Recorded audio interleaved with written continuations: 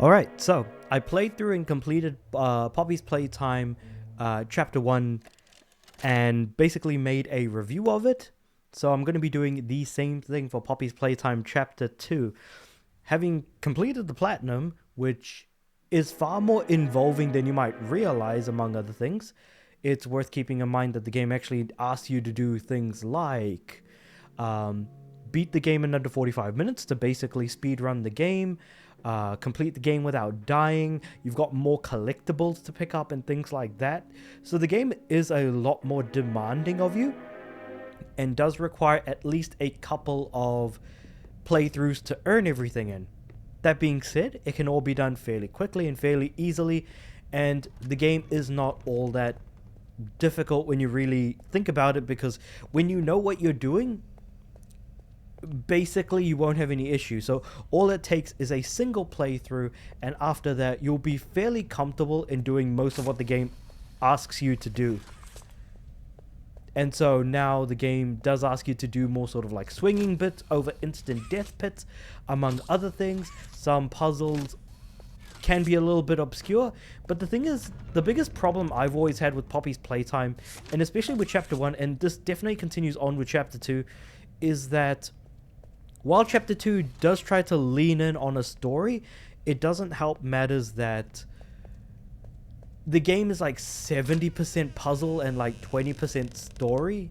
Or yeah, 70% puzzles and 30% story, and that really doesn't help matters. So the puzzles are obtuse and not particularly fun to get through, and yet here they are, I guess, for lack of a better term. I don't know, like, they really should lean in more into the story, because I feel like that could be a lot more interesting, because there's a lot more things that they are leaning in on, especially in like Chapter 2 and also in Chapter 3, which I will be making a review on as well, because I've completed the PS4 version and I'm just working my way through the PS5 version, which likely won't take long at all for me to do now that I know exactly what I'm doing.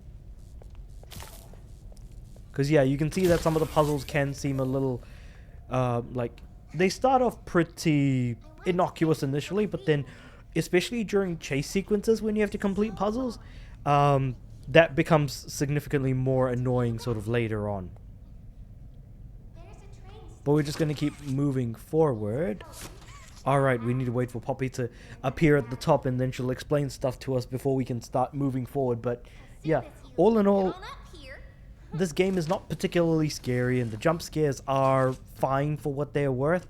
They're not particularly scary. Again, like, all the characters are basically very cuddly. I think that Huggy Wuggy was definitely a far more frightening fellow than like any of the characters here, especially the main villain of part 2, which is Mommy Longlegs.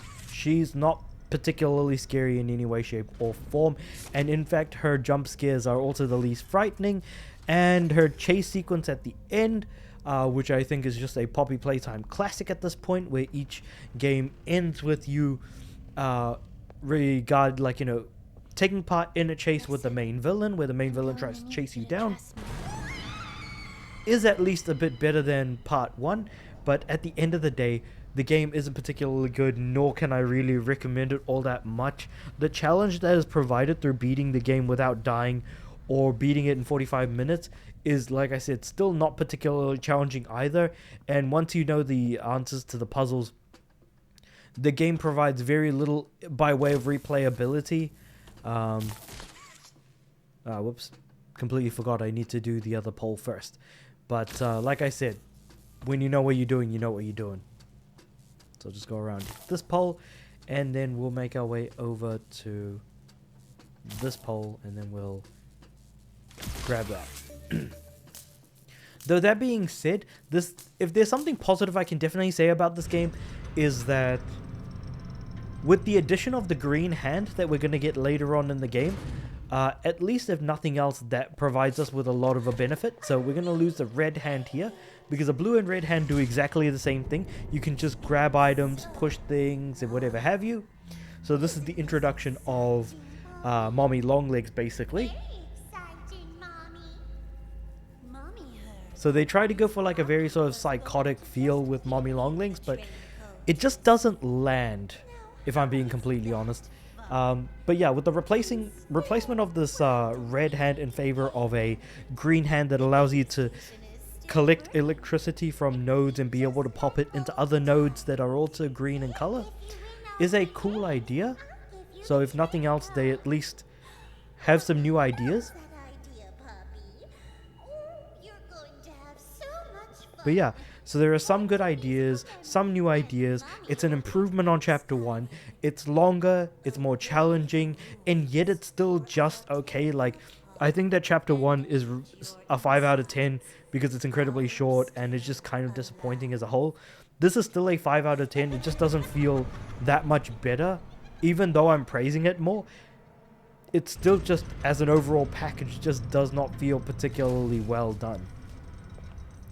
So, not a fan of the game. Don't really like... Yeah, I just... Despite the improvements, I still just don't like Poppy's Playtime as a whole. But yeah, basically this is kind of like this hub area that you'll be revisiting a few times throughout the course of the game. And yeah, I really don't know what else to say. Hub areas start to become a thing from Chapter 2. So this is Chapter 2's hub area. Chapter 3's hub area has its own little quaint area that you'll be revisiting multiple times as well.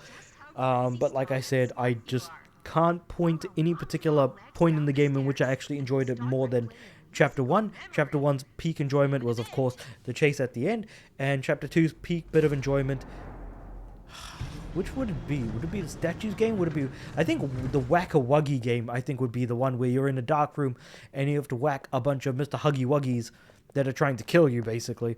So basically, it's just what made Chapter 1 good is the only thing that really makes Chapter 2 good. Despite the fact that Chapter 2 does things more in spades, though I suppose doing more of something doesn't necessarily make it better all that much. So yeah, that was kind of my thoughts on... I forgot what game I'm playing.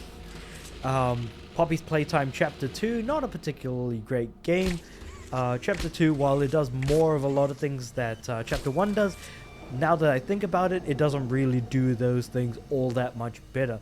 But with all of that being said though, let me know what you guys think about Poppy's Playtime as a franchise as a whole, because I have already finished Chapter 3 and I will be making a review on that later on.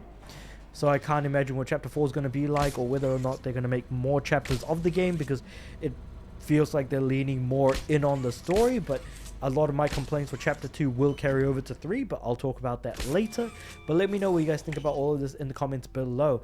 Like the video if you liked it, subscribe to the channel. I'm aiming for 500 subs by the end of the year. And with all that being said, I do upload every day, so I'll see you guys tomorrow.